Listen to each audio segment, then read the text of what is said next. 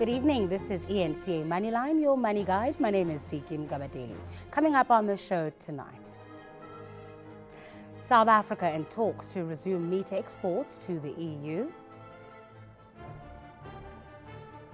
Petro SA's bid to take over Engen stalls. And in our Tuesday entrepreneurship segment, we take a look at an innovative way for entrepreneurs to rent affordable commercial space. But first, your top stories.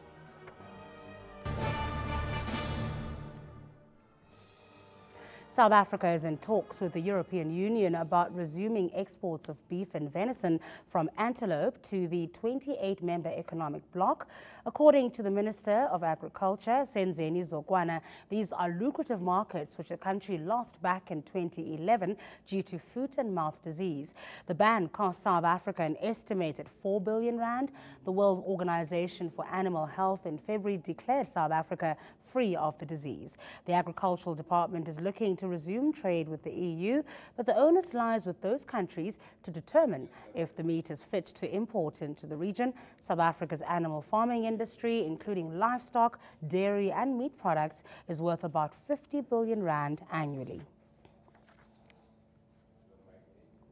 Petro SA's bid to take over energy giant Engen has slipped through its fingers after Malaysian oil giant Petronas pulled out of the deal due to lack of funding. Last year, Petro SA's annual report showed it could only spend 11 billion rand on planned projects for this year, and this has reportedly left the Malaysian company with no choice but to pull the plug on the sale of its 80% stake at Engen. The deal, worth 18 billion rand, was meant to turn Petro SA into a major fuel supplier in the commercial retail space. But on December 17th, Petronas advised that the deal was off the table. Petro SA says it's not yet in a position to discuss the matter. British car maker Jaguar is launching its first off-roader, entering the popular luxury SUV sector. Some say it's a big change for the 80-year-old brand, which has seen a turnaround in the past 6 years.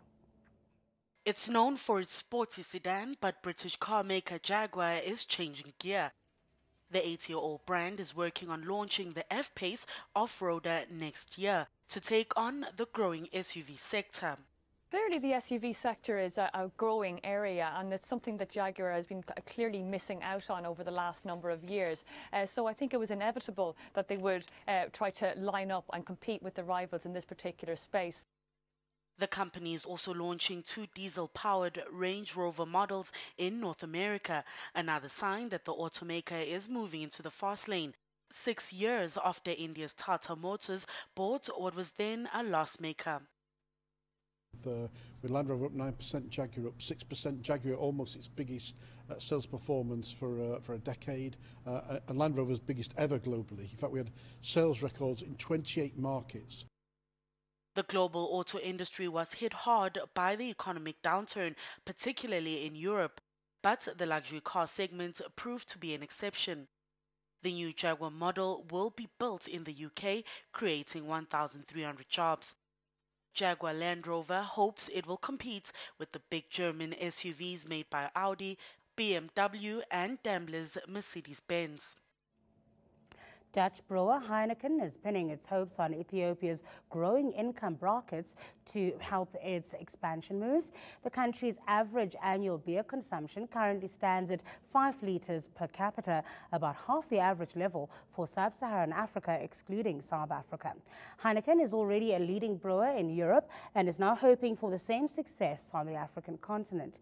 The beer maker is convinced that the Ethiopian economy's 9% growth rate makes it the perfect market for its products. Heineken has built 2 plants in Nigeria and South Africa and acquired numerous existing plants around the continent. It's now investing $130 million towards building a 3rd plant near the Ethiopian capital, Addis Ababa. China's trade conditions in December have exceeded market expectations.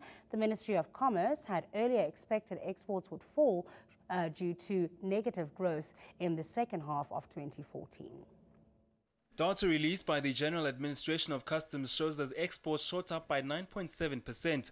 One of the world's largest economies is twisting its way through a lax period as it experiences lower consumption and slowdown in its property market.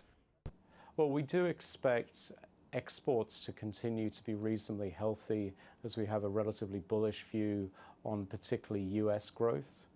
And with commodity prices continuing to decline, that should help reduce the import bill. Where we're going to be very sensitive to is the import data telling us about an ongoing moderation in Chinese growth rate. Imports dropped consecutively by 2.4%. This sees the Asian country's trade surplus sit at $49.6 billion for the month of December. The good trade news will help China's manufacturing sector to gain much needed ground. This while the US economy offsets weakness in Europe and Japan. We think the negative factors that curved trade performance in 2014 will be sustained for a period of time, such as weak global economic recovery, China's disappearing low-cost advantage, decreasing foreign investment in the manufacturing sector, and continuous falling of global commodity prices, and so on. Those factors will continue affecting our foreign trade in 2015. There's still much work to be done though. The country's combined imports and exports last year grew by 3.4%, missing the government's annual target of 7.5% growth for net trade. After the break, we take a look at an innovative way for entrepreneurs to rent affordable commercial space. You're watching ENCA Moneyline, your money guide. Stay with us.